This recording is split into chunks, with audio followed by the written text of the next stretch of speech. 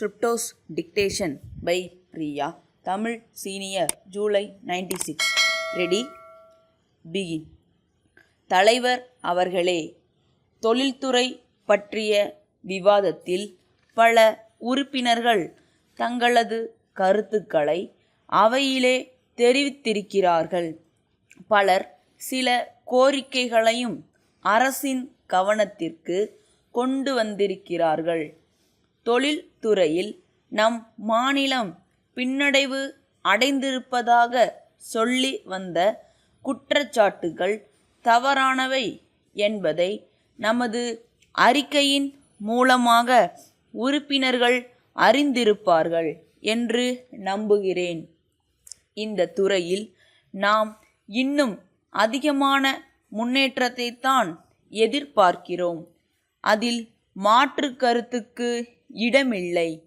அதே சமயம் நாம் தொழில் வளர்ச்சிக்கு பல வகையில் ஆக்கமும் ஊக்கமும் அளித்து வருகிறோம் என்பதை சுட்டிக்காட்ட கடமைப்பட்டிருக்கிறேன்.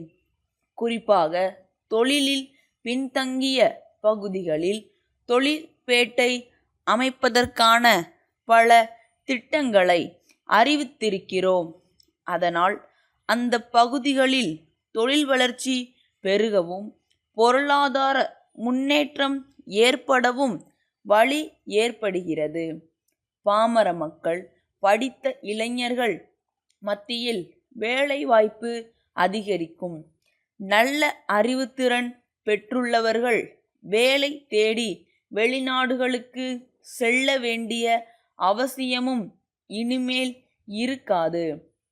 சிறுதொழில் முனைவோர்கள் தங்களது தொழில்களை சிறுதொழில் வளர்ச்சிக் கழகத்தின் வளாகத்தில் ஆரம்பித்தால் பல சலுகைகளை அரசு வழங்க தயாராக இருக்கிறது என்பதையும் தெரிவித்துக்கொள்ள விரும்புகிறேன். அரசு சார்பாக வெளிநாடு சென்றிருந்த போது அங்குள்ள இந்தியர்களை அழைத்து பேசினோம். குறிப்பாக தமிழகத்தில் தொழில் தொடங்குவதற்கு பலர் தயாராக இருக்கிறார்கள். இங்கே தொழிலாளர் பிரச்சனை இல்லை. அமைதியான முறையில் தொழில் வளர்ச்சி அடைவதை அறிந்திருக்கிறார்கள்.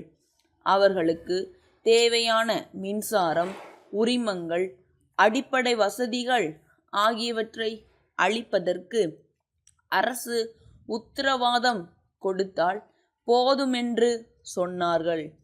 அதை பற்றி கவலைப்பட வேண்டாம் என்று சொல்லி அழைத்திருக்கிறோம். அவர்கள் தமிழ்நாட்டுக்கு வந்து பல தொழிற்சாலைகளை நிறுவுவார்கள் என்று நம்புகிறோம்.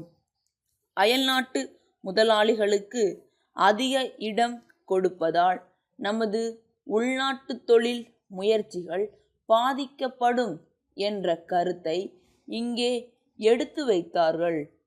மத்திய அரசு தாராளமய கொள்கையை அறிவித்ததே நம் நாட்டில் தொழில் வளம் பெருக வேண்டும் என்பதற்காகத்தான். நம் நாட்டிலுள்ள தொழில் முனைவோர் மற்றவர்களை விட அறிவிலோ ஆற்றலிலோ குறைந்தவர்கள் அல்ல என்பதை நாம் அறிவோம்.